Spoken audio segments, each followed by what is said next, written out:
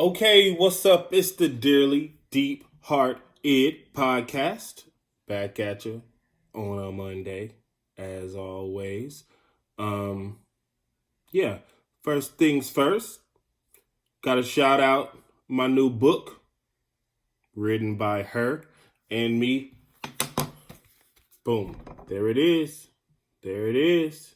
You probably saw the commercial that I made on YouTube and on Instagram, getting a lot of views. So hopefully I get a lot of sales. That's the back for you. Novella Noir, Sometimes and Forever, written by her and Deontay L. Young. Look at this good stuff. I read the back for y'all. Sometimes a little can be a lot, and a lot can be too much. Michelle didn't need to know what she wanted, as long as when she figured it out, he would be there. But what if Addison wanted him more? What if Javon decided he wanted more? Then where would that leave the three of them? A 3,000-mile flight sets off a set of desperate acts to claim love. Boom. Go get that. It's on Kindle and Amazon.com. It's a short read. Look at this. It's only a few pages. You know, writing books is hard. So there's a lot of content still, but, you know, a few gems in there. So yeah, go check it out. It's only about 65 pages, I believe. I don't even know if this is 65 pages. This look a little light, right? But on Kindle, it's about 65 pages. And for the ebook, it's only $4.99. And for the actual paperback, it's $7.07. $7.07. Okie dokie, let's get to it. So this morning I woke up, went to go get breakfast. Went to go make breakfast and pulled out bacon. Just bacon. I didn't even want no eggs. I just wanted bacon. Also tried to make some coffee. My mom be getting like free stuff from places and stuff like that or whatever all the time. So I was just like, oh, let me make some coffee real quick. Turned out it was decaf. We can't do decaf. There was other ones, but by that time, it's like, I didn't already grinded the beans and did all that. So I was like, okay, no coffee. Give me some juice. So I wanted bacon. And I made the bacon perfect. And it led me to a memory. A good memory. It was a really good memory. So my ex, she had actually worked for a company, and I don't remember what the day was for or what the event was for or anything like that, but she was helping, cater or whatever, or they was doing like a potluck is what it was, I guess. And, she hadn't really got to it or whatever to do her part, I guess. So, she had to make bacon for this breakfast potluck. And I was like, I got it. And this was one of the times where, I felt like I got you. I really got your back. So, I go in the kitchen, and I hook it up. I do it. You know what I'm saying? I make it perfect. Everything is all good. I was actually proud of myself. It wasn't no burnt bacon. Had some little meaty ones and maybe even, the little crunchy kind. She liked crunchy bacon. I like the meaty bacon, But I just remember it made me think about it because when she came and saw everything all done, she was like so happy that I had done that for her. And that's why sometimes they say, it's the little things in life, But I just always held on to that memory. I was glad to help her that day. And, there's other times where, you make each other smile and stuff like that. But the point of me bringing it up now on this podcast is sometimes things that might mean a lot to you may not mean that much to others. And I'm going to give the flip side on both sides. So when I did that, for me, I was like, it's not a big deal. Like, it's just bacon. You know what I'm saying? Like, it's just bacon. I just was helping you out. You know what I'm saying? Anything you ask, if I could do it, I'll do it. But she was like super juiced, super happy. You know what I'm saying? And she even brought it up a few times after the fact too. And I was still like, all right, no problem. But what I was happy about was that she was happy. That's what was big to me. The moment overall, like the fact that she was pleased, that's what, satisfied me in that moment. And, later on in life, that I still hold on to that memory because just seeing her happy, that happy over something so small, was big for me. So how she was juiced back then about one thing I didn't really trip off of, but moving forward, I'm pretty sure that's not like a big memory for her anymore. But for me, it is. And so I wanted to talk about like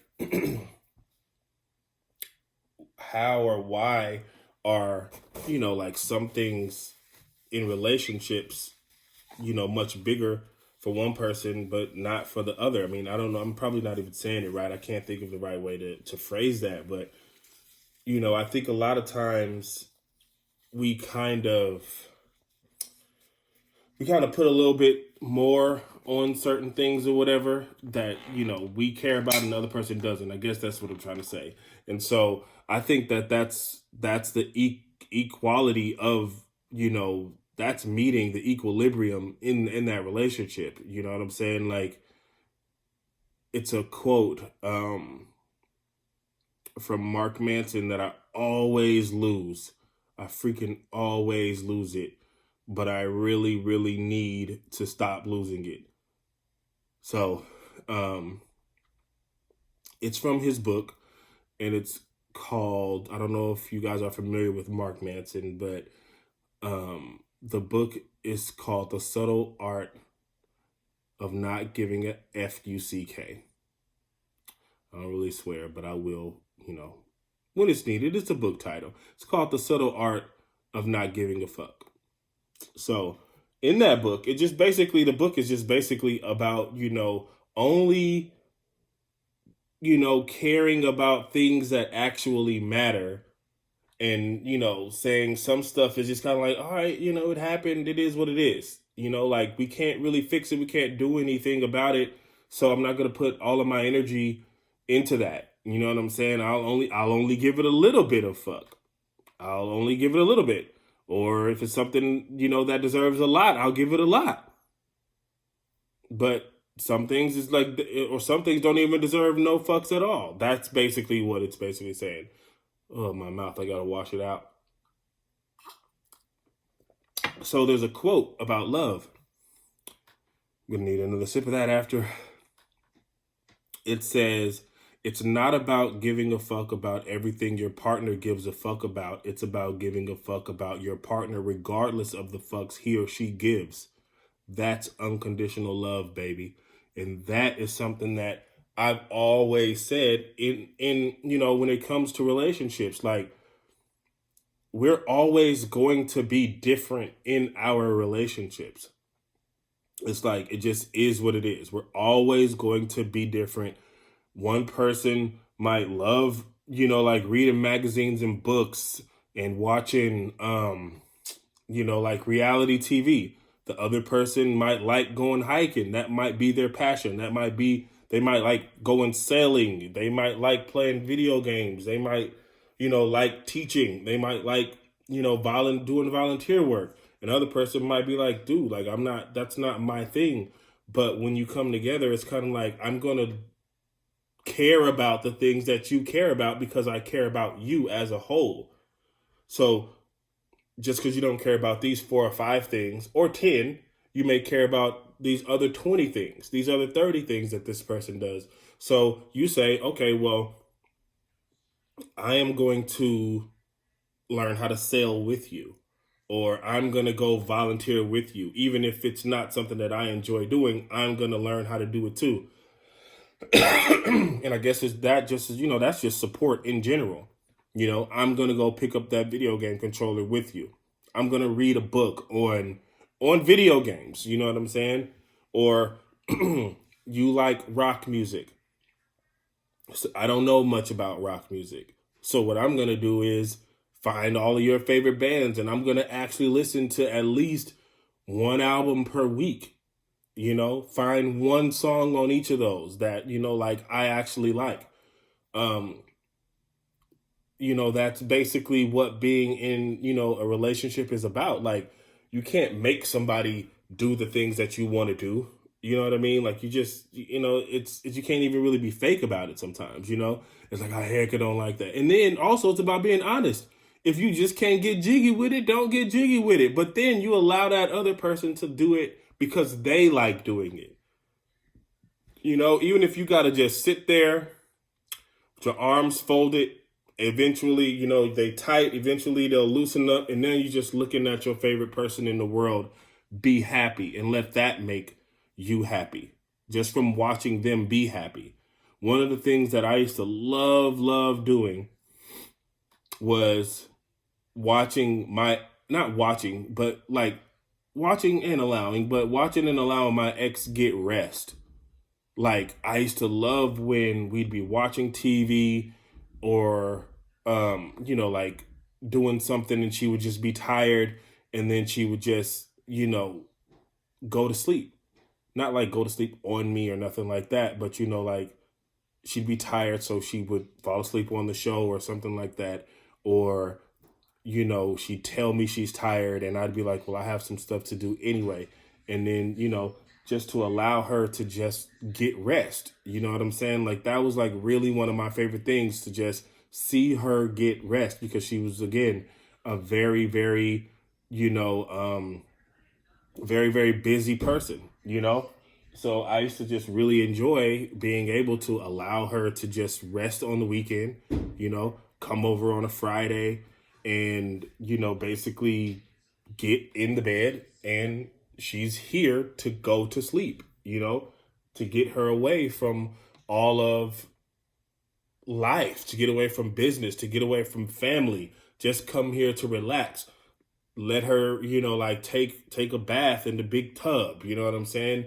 Take a long shower, you know what I'm saying? Get to stand in front of the mirror, do all of her, like her makeup, or take off her makeup, I should say. Take off all of the makeup, put her hair up. I remember one time we sat in my bed and she had, like braids. So I remember like taking her, undoing her braids one night. It's just like stuff like that. Like, those are the good times that I enjoy. You know what I mean? That's something that I enjoy, was just allowing her to relax. But yeah, I think that's a very important thing in relationships. But again, it just goes back to, sometimes you're not going to care about what the other person cares about so much. So this memory for me, it's a huge memory for me. Like, this isn't the first time I've thought about it. Bacon doesn't trigger the memory every single time, but sometimes it does. And, just bringing it full circle. Yeah. Like, I just did that. And I was like, dang, like I remember that time I made that bacon for her and she got out the shower and saw it and she was so happy, and she was able to take it to work and everything was good and blah blah blah blah blah. Make me feel good thinking about it even to this day. Sorry, yes, I developed another, not a cold, but another cough from being out in the public and being at work. People still coughing. Don't forget, go away. Anyway, so that's that. Just another quick little story with a nice little quote from Mark Manson. I should have repeated it, but you can rewind. That's what the rewind button is for. Anyway, brings me to another memory though, and I wasn't really gonna do it in this order, but it kind of made me think. So I took a shower after all of that. You know what I'm saying? And for some reason, I was thinking of topics for the podcast, but for some reason this memory came out. And it was one Thanksgiving. It was one Thanksgiving. We never really got to spend Thanksgiving together because we both, had our respective places to go. Especially me with a son.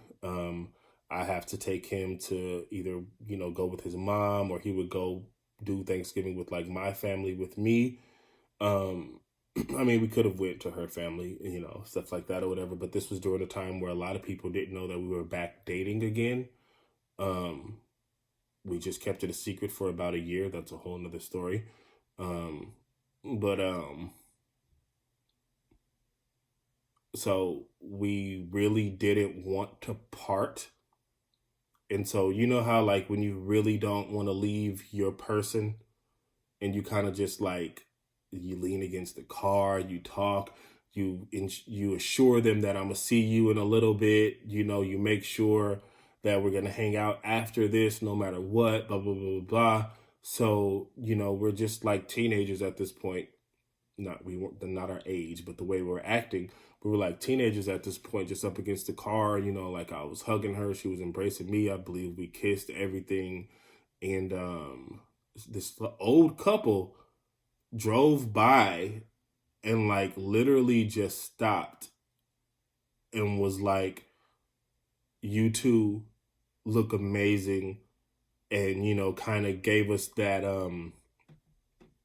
seal of approval, that word of approval, like, you guys are gonna last, kind of thing. And that effed my head up.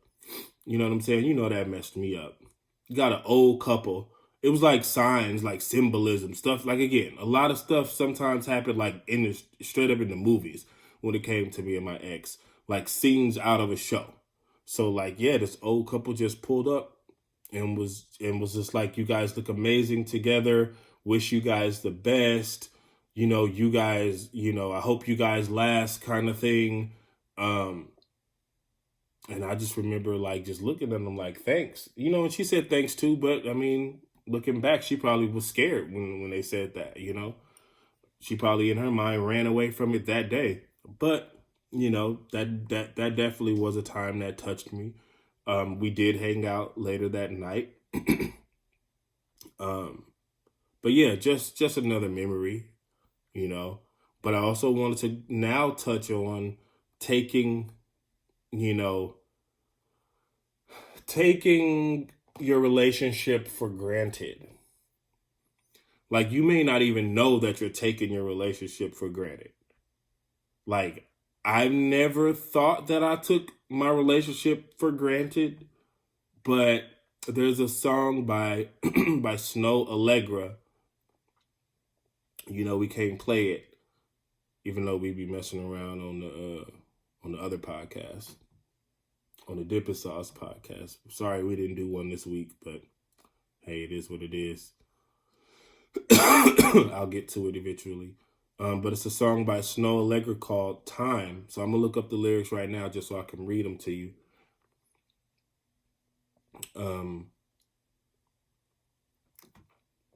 Okay.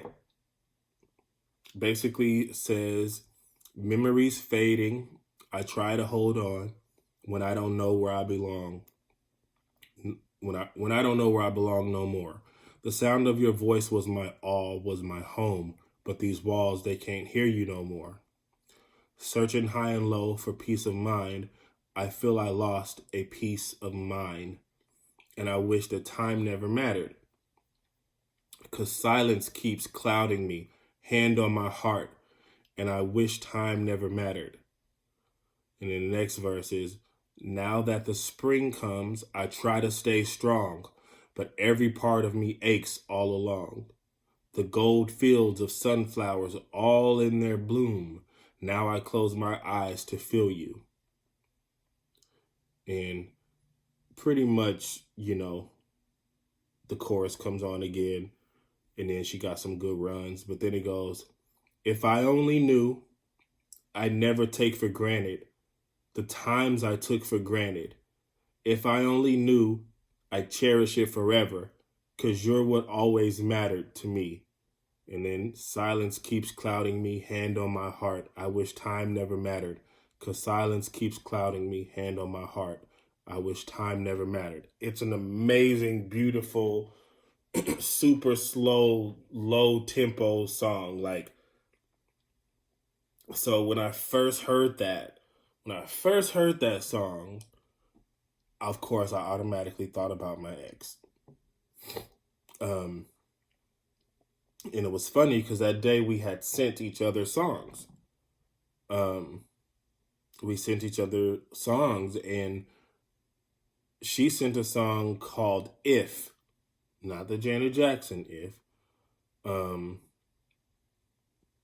it was actually a song by her name, I guess, is Kat Edmondson, and I'm going to it. Wait, is this the one? No, that ain't even the one. Hold on. Yeah, so it's a show on Russian Dolls. I mean, it was a song on Russian Dolls on Netflix, and I'm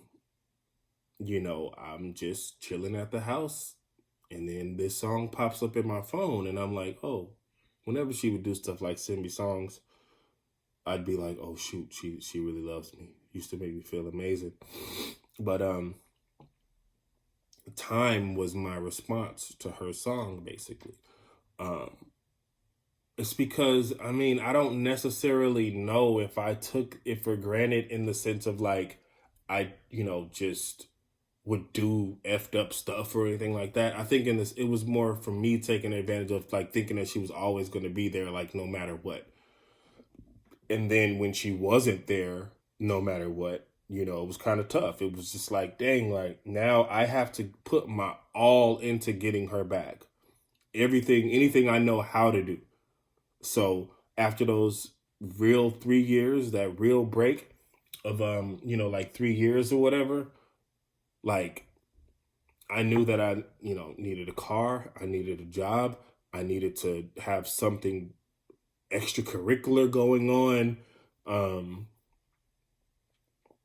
I needed to show her that I can, pay for things, do all that kind of stuff, whatever. Have a house, have somewhere for us to actually be together in private. And, I did, do all of those things or whatever, but, the story. But before then is when I feel like she would just be there no matter what. Like, even when she would bounce, I just felt like, okay, this is not over for real. She's going to come back. So that's what I mean in the sense of like, maybe I took stuff like that for granted. And yeah, I do wish, you can kind of like rewind time and, make things better again. And, maybe I do some things different, maybe, have a better job when we first met, to make sure that we was good. But anyway, song she sent was Kat Edmondson "If." It actually sounds like a really old song, so I don't know if it's old. It may have been recorded, in our, present time, but it sounds like an old song too. But it goes, if you're going home one evening and you run into someone with whom you used to rendezvous. Come on now. If the moonlight and the memories carry you away, if it's time to go but you want to stay, if a detour through the park lures you further to the dark, where against a beating heart you feel a spark go through you, if by then you still remember who you were on your way to, I'll be waiting for you if you do. I think that's pretty much the gist of it. Let me see if just pretty much says the same thing over and over for the next basically part of the lyrics. So I could read that again. And it's a nice little bop to it, boo boo boo boo boo boo boo doo boo doo doo, like that. You know what I'm saying? It's like, if you're going home one evening, like that, and you run into someone with whom you used to rendezvous. Of course, that was our thing. If the moonlight and the memories carry you away, if it's time to go but you want to stay, if a detour through the park lures you further to the dark, where against a beating heart you feel a spark go through you, if by then you still remember who you were on your way to, I'll be waiting for you if you do. So just imagine, you already know how I feel about this woman. So me getting that song, I was like, God dang. Like I always say she was the more, like romantic one anyway. But that's just another, amazing, moment for me that for her, she probably is like, you know, it was cool when she sent it. She was feeling some kind of way. She did it, and then it was over. But for me, I'm still holding on to that. So it's kind of like when you get to a point where you guys are no longer aligned anymore, when and how do you actually say I'm going to give it up? Because most people would say, "Oh no, you give it up as soon as they are done. Like when they're done, that's when you should be done." But how? We're different. I said that earlier. We're different. You don't just stop feeling feelings just because the other person. That's like when you was a kid. They would, the other kid be like, "I'm not your friend no more." You was sad. That was like the worst thing you could ever hear. If the person you've been hanging out with for the past month or two in kindergarten is, says if you don't do this or if you say this or blah, blah, blah, gives you some type of ultimatum. As a kid, that little kid says, "I'm not going to be your friend anymore." That's, man, come on now. That's some hurtful words as a kid, So you continue. That doesn't mean you just all of a sudden don't like the person, though. You get what I'm saying? Like, it doesn't mean like all of a sudden just because she doesn't have the same feelings anymore that I'm gonna not have the same feelings anymore. Yeah, I'm still gonna have the same feelings. And I do.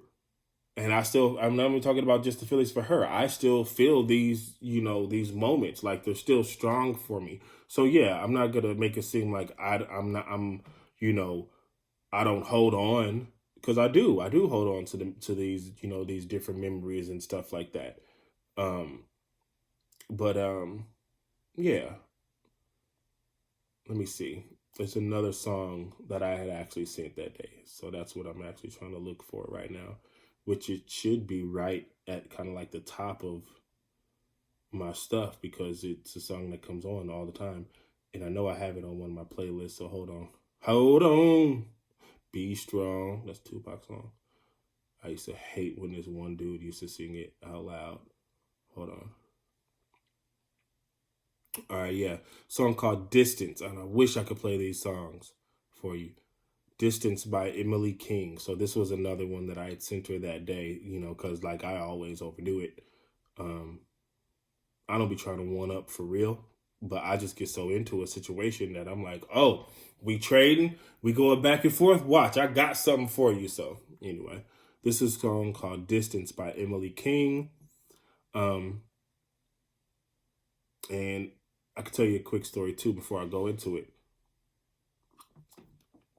It's basically based on that saying, distance makes the heart grow fonder. I believe that's a Shakespeare quote. Now, that could somewhat be true, but if you have read some of my stories on vocal.media, I think I put that one on there. Maybe I didn't. But anyway, my first girlfriend told me that when she was going to college. I was 19, she was 18. We met we met, and in about a month we were together. Met, I think, in July. We were together by August. Then she was leaving by the end of August. And when she left, she wrote me this real live Aaliyah 4-page letter with drawings on the sides, god dang stickers, everything. I would just remember her telling me stuff like, I was the her knight in shining armor, all the great stuff, all the good stuff. And the other line she told me was like, distance makes the heart grow fonder. And when I read that and when she said it to me too, I used to be like, does that mean you're okay with the distance? Because I'm not. She was going to school in Davis, and I was basically living in the Bay Area. So, and I didn't have a car at the time. I didn't even know how to drive. But anyway, we don't got to get into that story. But the song says, it's Distance by Emily King. Hey, love, time to get up. I think you've been sleeping too long. My day started when you were still yawning. One room just ain't enough when it's two folks trying to get along, but it's hard to leave you alone. Oh, love is always better when we take time to get back to who we are. And like, okay, come on now. Like, that right there is basically what would happen with us. And it was mostly, I'm not even talking about the distance of us not talking, not that. I'm talking about her being in another state across the whole country, but us still talking, like regularly. Um, it's kind of like, yeah, like I said, she was a busy person. So she probably in her mind did sometimes kind of like, get so caught up in her own world where she just wouldn't even like probably think about me, you know. Much busier than me. I was over at my jobs like loathing, like, oh my God, I hate it here. And she kind of wasn't feeling her job either, but she was actually busy. I was like, this freaking sucks so much. So, and I didn't have as much going on, as her, much at stake. Um, but one room just ain't enough when it's two folks trying to get along, but it's hard to leave you alone. Love is always better when we take time to get back to who we are when we are apart. Distance makes the heart grow. Even when I'm lonely, happy knowing that your love is never far. When we are apart, distance make the boom, then the drop again, the beat drop. It makes the leaves on the trees fall. It makes the hours in the day long.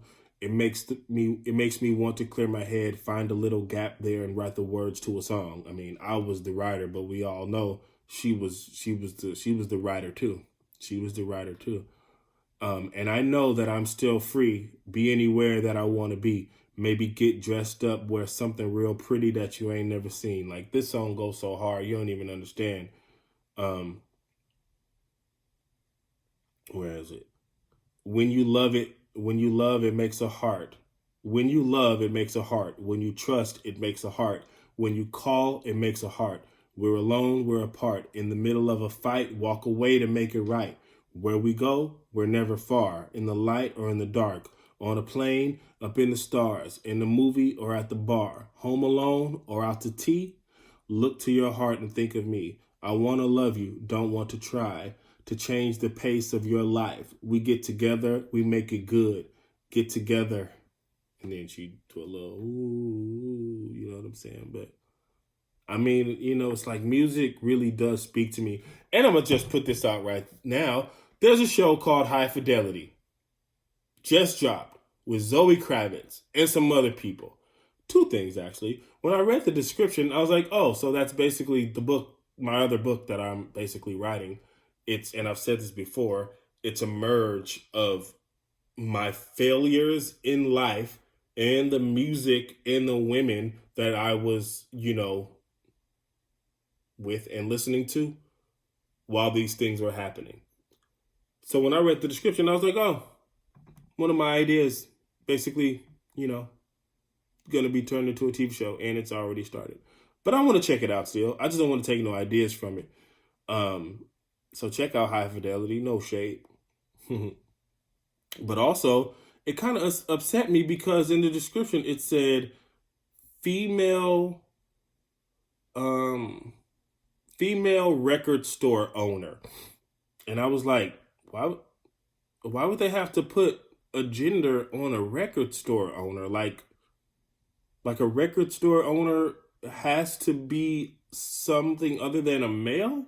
That part did. I mean, I get it. I'm not, super into all the whole gender names and all that kind of stuff. That's not my lane. But that right there, that kind of was like, you would, in her, I mean, maybe she did. I'm sure she didn't write that, but, I was kind of like taking it back, like why they had to call it a female record store owner, like women can't own record stores. Like, even if there's not a lot of women that own record stores, it's a record store. It's not like, I don't know. Anyway, but yeah, check out that. But let me see. And you know what? I got one more track for y'all for me to break down with. with y'all real quick, and it's a John Mayer song. So me and my ex, we definitely listened to John Mayer together. Now that man makes some beautiful music. I just gotta tell you, like, I'm talking about the lyrics. Y'all may not, I don't know how big y'all are on lyrics, but John Mayer is a lyricist, like a whole lyricist. So, and a lot of the stuff he makes is so relevant. It's crazy to my, to my relationship. So after this, I'm gonna let y'all go. But it's a song called "Still Feel Like Your Man" by John Mayer, and I don't even gotta really read the whole thing. But it's a song that I like to play sometime because it's kind of playful. Basically, the chorus says, "I still feel like your man," over and over again. But it says, "The prettiest girl in the room, she wants me." That really be happening. I know because she told me so. She says, "Come over. I'd like to get to know you, but I just don't think I can because I still feel like I'm your man." Still feel like your man. I still keep your shampoo in my shower in case you want to wash your hair. And I know that you probably found yourself someone somewhere, but I do not really care because as long as it is there, I still feel like your man. Still like the letters in your name and how they feel, babe. Still think I'm never gonna find another you. That's actually a reference to one of his songs called called Gonna Find Another You. Still like to leave the party early and go home, babe. Just like me. I don't like being at parties long. Well, unless it's at my best friend's house. Then I could fall asleep and go sleep. And still like to leave the party early and go home. And don't you know I'd rather sit here on my own and be alone. Now that's me too. I'd rather kick it by myself. But that's a song. John Mayer. Still feel like your man. He's a lover. But anyway, let me see what time we at. A little more time than I thought we was gonna do today with me not having a guest or callers. But it's all good. I'm still here for those who listen.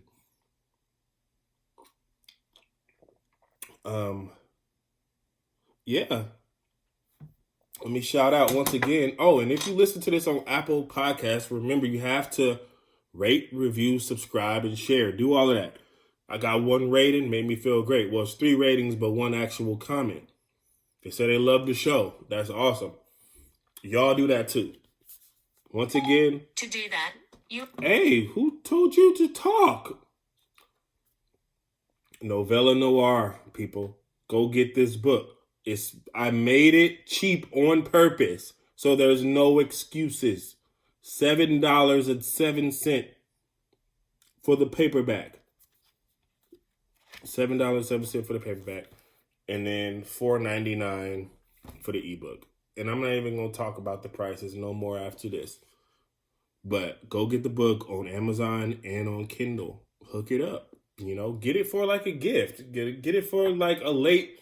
Get it for the side chick. Get it for a late Valentine's Day. Trust me, it's a good read.